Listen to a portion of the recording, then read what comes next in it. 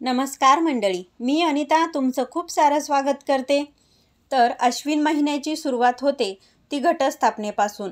या महिन्याच्या शुद्ध प्रतिपदेपासून ते शुद्ध दशमीपर्यंत आपण नवरात्रीचा उत्सव साजरा करत असतो। हा उत्सव असतो महिषासुरमर्दिनीचा। हा जागर असतो आदिमायेचा।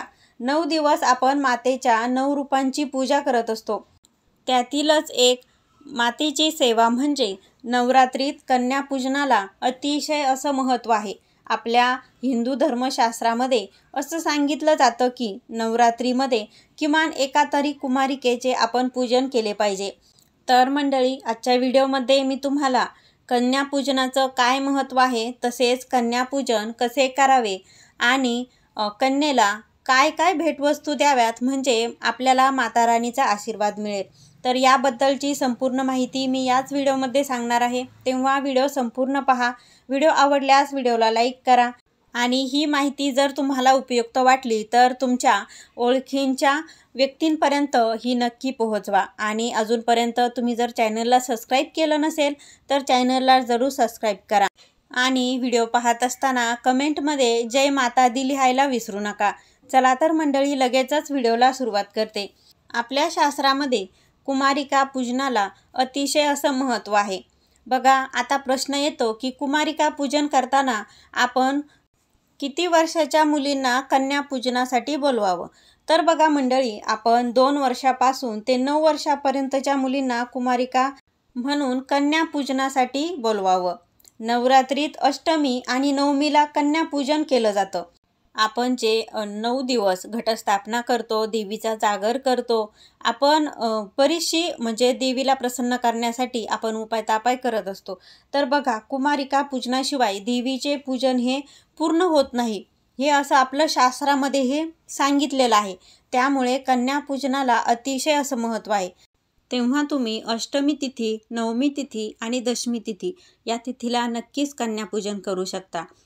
आता आपण शास्त्रीय पद्धतीने कन्यापूजन कसं करावं। बघा, आपल्या धार्मिक पद्धतीनुसार आपल्या हे शास्त्रामध्ये सांगितलेलं आहे की कन्यापूजनासाठी आपण ज्या मुलींना किंवा ज्या कन्येला बोलवणार आहोत त्यांना आपण 1 दिवसापूर्वीच आपल्याला सन्मानपूर्वक निमंत्रण द्यायचं असतं, म्हणजे आपली आयत्या वेळी धावपळ होत नाही।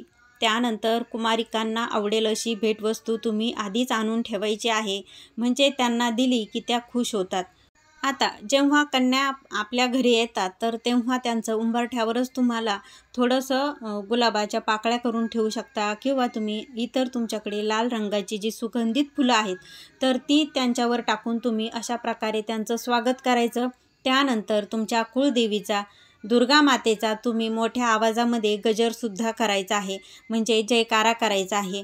बघा, त्यानंतर तुम्हाला त्या आल्या घरामध्ये तर की त्यांना बसायला आसन देऊन त्यांचे तुम्ही दूध आणि पाणी घालून त्यांचे पायसुद्धा धुवा।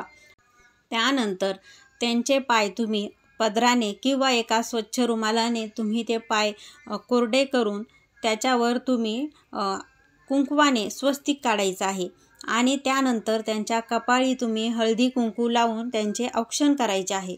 आणि सगळ्यात पहिले तुमच्या घरामध्ये जो घट बसवलेला आहे किंवा देवीची मूर्ती तुम्ही स्थापित केलेली आहे तर अशा वेळेस त्या देवीला नैवेद्य दाखवून नंतर तुम्हाला मुलींना खाण्यासाठी जे काही तुम्ही पदार्थ बनवलेले आहेत ते तुम्ही खाण्यासाठी द्या।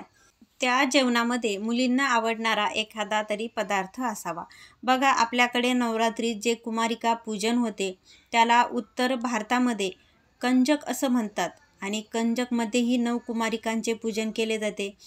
तर या कुमारिकांसोबत एक लहान मुलगासुद्धा असतो, त्याची तुम्ही हनुमानाच्या रूपामध्ये पूजा केली जाते। त्याला लांगूर असं म्हटलं जातं। कंजक करताना कन्यापूजनाबरोबर लांगूर असणे फार महत्त्वाचे असते। लांगुराला बटुक भैरव असं सुद्धा म्हटलं जातं।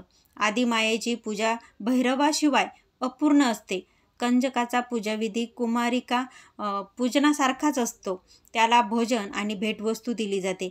तर बघा, जेव्हा आपण कन्यापूजन करतो ना किंवा ज्या मुलींना आपण निमंत्रण द्यायला जातो तेव्हा एखादा मुलगासुद्धा जरूर तुम्ही या कन्यापूजन करताना त्यांच्यासोबत सांगावा। जेव्हा कन्येला जसं आपण त्यांची पूजा करून जेवण्यासाठी त्यांना देतो आणि तसंच एक मुलगासुद्धा आपण भैरवच्या स्वरूपामध्ये आपल्याला तो जीव घालायचा असतो। तर मंडळी, अशा प्रकारे तुम्ही कन्यापूजन करू शकता आणि कन्यापूजन केल्याने आपल्या घरामध्ये धन, ऐश्वर्य, सुख, समाधान लाभून आपल्या घराची दिवसेंदिवस ही भरभराट होत असते। तर मंडळी, तुम्हाला आजच्या व्हिडिओमधली माहिती कशी वाटली हे मला कमेंटद्वारे नक्की कळवा। व्हिडिओ आवडल्यास व्हिडिओला लाईक करा, शेअर करा। चॅनलवर तुम्ही नवीन असाल तर चॅनलला जरूर सबस्क्राईब करा। भेटूया पुन्हा नवीन एका माहितीबरोबर। तोपर्यंत धन्यवाद।